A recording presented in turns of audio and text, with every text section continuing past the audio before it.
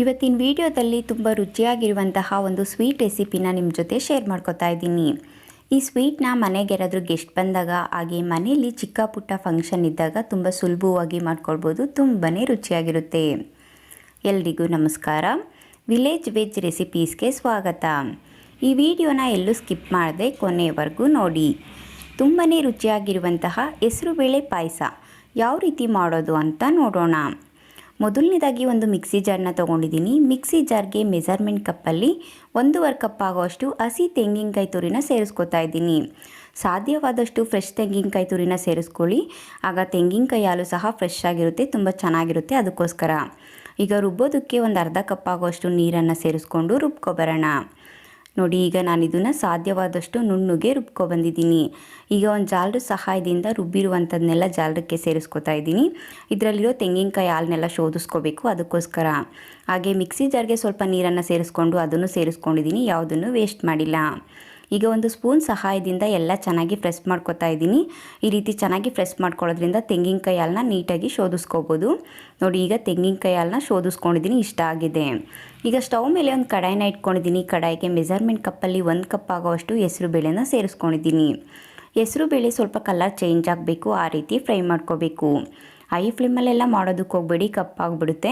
ಆದಷ್ಟು ಮೀಡಿಯಮ್ ಫ್ಲೇಮಲ್ಲಿ ಇಟ್ಕೊಂಡು 1-2 ನಿಮಿಷ ಫ್ರೈ ಮಾಡಿಕೊಂಡ್ರೆ ಸಾಕು. ನೋಡಿ, ಈಗ ಹೆಸರು ಬೇಳೆ ಸ್ವಲ್ಪ ಕಲರ್ ಚೇಂಜ್ ಆಗಿದೆ.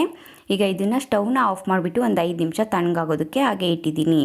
ಈಗ ಸ್ಟವ್ ಮೇಲೆ ಒಂದು ಕುಕ್ಕರ್ನ ಇಟ್ಕೊಂಡಿದ್ದೀನಿ. ಕುಕ್ಕರ್ಗೆ ನಾನು ಹೆಸರು ಬೇಳೆ ಫ್ರೈ ಮಾಡಿ ಇಟ್ಕೊಂಡಿದ್ದಲ್ವ, ಫ್ರೈ ಮಾಡಿರುವಂಥ ಹೆಸರು ಬೇಳೆನ ನೀರಲ್ಲಿ 1-2 ಸರಿ ಚೆನ್ನಾಗಿ ತೊಳೆದ್ಬಿಟ್ಟು ಕುಕ್ಕರ್ಗೆ ಸೇರಿಸ್ಕೊಂಡಿದ್ದೀನಿ. ಈಗ ಅದೇ ಮೆಜರ್ಮೆಂಟ್ ಕಪ್ಪಲ್ಲಿ 2 ಕಪ್ ಆಗೋಷ್ಟು ನೀರನ್ನು ಸೇರಿಸ್ಕೊತಾ ಇದ್ದೀನಿ. ನೀರನ್ನು ಸೇರಿಸ್ಬಿಟ್ಟು ಸ್ಟವನ್ನು ಆನ್ ಮಾಡಿಬಿಟ್ಟು ಮೀಡಿಯಮ್ ಫ್ಲೇಮಲ್ಲಿ ಇಟ್ಬಿಟ್ಟು ಕುಕ್ಕರ್ ಕ್ಯಾಪನ್ನು ಕ್ಲೋಸ್ ಮಾಡಿ 2-3 ವಿಸಲ್ ಕೂಗಿಸ್ಕೋತೀನಿ. ನೋಡಿ, ಈಗ ಒಂದು 3 ವಿಸಲ್ ಆಗಿದೆ. ನಾನು ನಿಮಗೆ ಕುಕ್ಕರ್ ಕ್ಯಾಪನ್ನು ಓಪನ್ ಮಾಡಿ ತೋರಿಸ್ತಾ ಇದ್ದೀನಿ. ಹೆಸರು ಬೇಳೆ ತುಂಬ ಚೆನ್ನಾಗಿ ಬೆಂದಿದೆ. ಇಷ್ಟು ಬೇಯಿಸ್ಕೊಂಡ್ರೆ ಸಾಕಾಗುತ್ತೆ.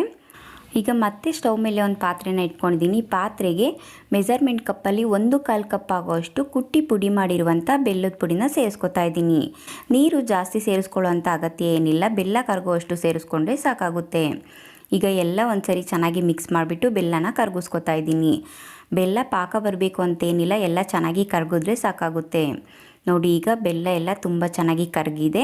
ಈಗ ನಾನು ಸ್ಟವ್ನ ಆಫ್ ಮಾಡಿಬಿಟ್ಟು ಒಂದು 5 ನಿಮಿಷ ಹಾಗೆ ಇಡ್ತೀನಿ. ಆಮೇಲೆ ಒಂದು ಜಾಲದ ಸಹಾಯದಿಂದ ಈ ಬೆಲ್ಲದ ನೀರನ್ನ ನೀಟಾಗಿ ಶೋಧಿಸ್ಕೋತೀನಿ.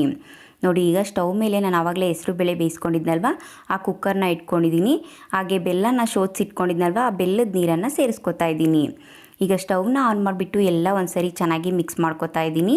ನಾವು ಸೇರಿಸಿರುವಂಥ ಬೆಲ್ಲದ ನೀರು ಹೆಸರು ಬೇಳೆ ಜೊತೆ ತುಂಬ ಚೆನ್ನಾಗಿ ಹೊಂದ್ಕೋಬೇಕು. ಆ ರೀತಿ ಚೆನ್ನಾಗಿ ಮಿಕ್ಸ್ ಮಾಡಿಕೊಂಡು ಮೀಡಿಯಮ್ ಫ್ಲೇಮಲ್ಲಿ ಇಟ್ಕೊಂಡು ಇದು ಒಂದು ಕುದಿ ಬರಬೇಕು. ನೋಡಿ, ಈಗ ತುಂಬ ಚೆನ್ನಾಗಿ ಕುದೀತಾ ಇದೆ. ಈಗ ನಾನು ಮೆಜರ್ಮೆಂಟ್ ಕಪ್ಪಲ್ಲಿ 2 ಕಪ್ ಆಗೋಷ್ಟು ಹಸಿ ತೆಂಗಿನಕಾಯಿ ಹಾಲನ್ನು ಸೇರಿಸ್ಕೊತಾ ಇದ್ದೀನಿ. ನಾನು ಆವಾಗಲೇ ತೆಂಗಿನಕಾಯಿ ಹಾಲನ್ನ ರೆಡಿ ಮಾಡಿ ಇಟ್ಕೊಂಡಿದ್ನಲ್ವ, ಆ ತೆಂಗಿನಕಾಯಿ ಹಾಲನ್ನ ಸೇರಿಸ್ಕೊಳ್ತೀನಿ. ಜಾಸ್ತಿ ನೀರು ಸೇರಿಸ್ಕೊಂಡು ತೆಂಗಿನಕಾಯಿ ಹಾಲನ್ನ ರೆಡಿ ಮಾಡ್ಕೊಳ್ಳೋದಕ್ಕೆ ಹೋಗಬೇಡಿ. ಗಟ್ಟಿ ಹಾಲಿದ್ರೆ ಈ ಪಾಯಸ ತುಂಬಾ ರುಚಿಯಾಗಿರುತ್ತೆ, ಅದಕ್ಕೋಸ್ಕರ. ಈಗ ತೆಂಗಿನಕಾಯಿ ಹಾಲನ್ನ ಸೇರಿಸ್ಬಿಟ್ಟು ಎಲ್ಲ ಒಂದ್ಸರಿ ಚೆನ್ನಾಗಿ ಮಿಕ್ಸ್ ಮಾಡಿಬಿಟ್ಟು ಮೀಡಿಯಮ್ ಫ್ಲೇಮಲ್ಲಿ ಇಟ್ಬಿಟ್ಟು 1 ನಿಮಿಷ ಕುದಿಸ್ಕೊಂಡಿದ್ದೀನಿ. ಈ ರೀತಿ 1 ನಿಮಿಷ ಕುದಿಸ್ಬಿಟ್ಟು ಈಗ ಸ್ಟವನ್ನು ಆಫ್ ಮಾಡ್ಕೊತಾ ಇದ್ದೀನಿ. ಸ್ಟವನ್ನು ಆಫ್ ಮಾಡಿಬಿಟ್ಟು ತುಪ್ಪದಲ್ಲಿ ದ್ರಾಕ್ಷಿ, ಗೋಡಂಬಿ, ಬಾದಾಮಿನ ಫ್ರೈ ಮಾಡಿ ಇಟ್ಕೊಂಡಿದ್ದೆ.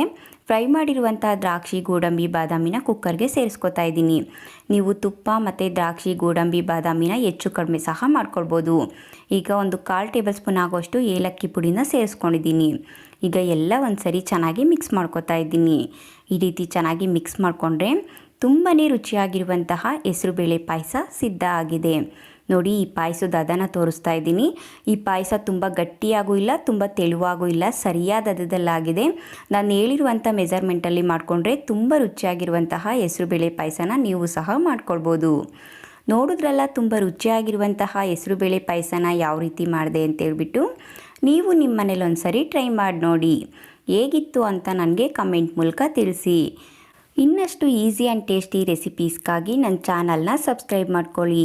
ನನ್ನ ಚಾನಲ್ನ ಸಬ್ಸ್ಕ್ರೈಬ್ ಮಾಡಿಕೊಂಡು ನನ್ನ ವಿಡಿಯೋ ನೋಡಿ ನನಗೆ ಸಪೋರ್ಟ್ ಮಾಡ್ತಾ ಇರುವಂಥ ಪ್ರತಿಯೊಬ್ಬರಿಗೂ ಥ್ಯಾಂಕ್ ಯು.